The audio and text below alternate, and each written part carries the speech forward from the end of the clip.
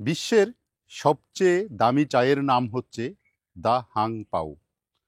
যে এক কাপ চায়ের মূল্য পড়ে 2,80,000 টাকা। আর শুকনা চা যদি 1 কেজি কিনতে হয় তার দাম হয় 14,28,00,000 টাকা। বিষয়টি খুবই অবাস্তব মনে হলেও এটি সত্য। চা সারা পৃথিবীতে বহুল ব্যবহৃত একটি পানীয়, যা সারা পৃথিবীকে দখল করে নিয়েছে এবং দৈনন্দিন আড্ডা এবং দিনের শুরুতে, দিনের শেষে, দিনের মাঝে যে যখন যেভাবে আমরা থাকি চা পান করতে চাই। বন্ধুবান্ধব একসাথে হলে চায়ের একটা আড্ডা হয়। চা ছাড়া যেন জমেই না।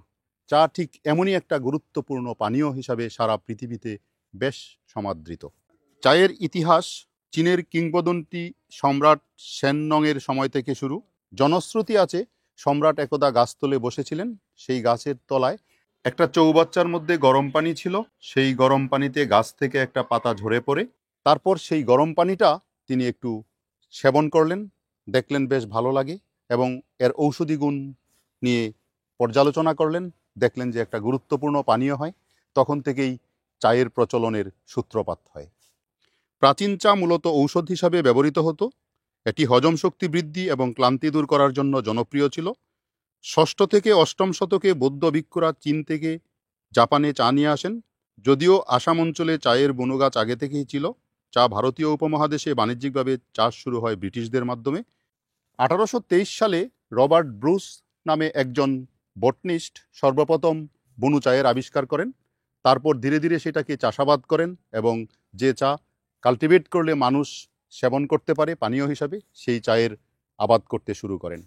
বাংলায় চা উৎপাদন মূলত পার্বত্য চট্টগ্রাম, দার্জিলিং ও জলপাইগুড়িতে শুরু হয় এবং চা শিল্প বাংলায় কর্মসংস্থান ও বাণিজ্যের গুরুত্বপূর্ণ অংশ হয়ে ওঠে এবং চা খুব দ্রুত একটি জনপ্রিয় পানীয় হয়ে ওঠে। এটি কেবল গৃহস্থালী নয়, চায়ের দোকানকে কেন্দ্র করে দিনের অনেকটা সময়েই সামাজিক ও রাজনৈতিক আলোচনা হয়ে থাকে। ভারত এবং বাংলাদেশ আজ বিশ্বের অন্যতম চা উৎপাদক দেশ। দার্জিলিং চা, সিলেটের চা বিশ্বজুড়ে খ্যাতি লাভ করেছে।